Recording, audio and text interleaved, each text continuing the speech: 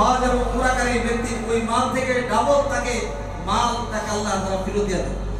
অর্থাৎ যারা হজ এবং উমরা করে তারা গরিব আর থাকে না, আল্লাহ তাআলা তাদেরকে মালদার বানায় দেন। তাদের শরীরের গুনাহ থাকে না, আল্লাহ তাআলা সমস্ত গুনাহ তাদের শরীর থেকে হজ এবং উমরা করার কারণে আল্লাহ তাআলা তাদের শরীর থেকে সমস্ত গুনাহকে আল্লাহ তাআলা একদম মুছে ফেলে দেন, একটা গুনাহ বাকি থাকে না।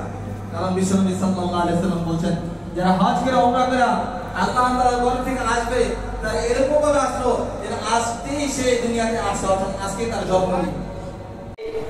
আবার যেন তা কেটে ফেলি। কারণ যারা কোরবানি করবেন কিংবা কোরবানির সামর্থ্য নাই, সবাই জন্য হাদিস বিশ্বনবী সাল্লাল্লাহু আলাইহি ওয়াসাল্লাম বর্ণনা করেছেন, তারা যেন নিজের হাত পায়ের নাখুন এবং তাদের सबने मदद किया, सब हमने सबके लिए खुदा रखा है।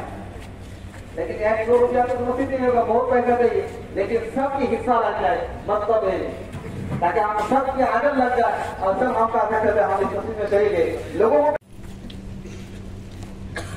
الحمدلله رب العالمين الرحمن الرحيم مالك يوم الدين إياك نعبد وإياك نستعين اهدنا الصراط المستقيم صراط الذين أنعمت عليهم غير المغضوب عليهم ولا الضالين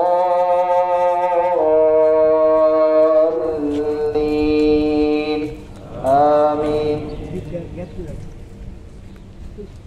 والفجر وليالي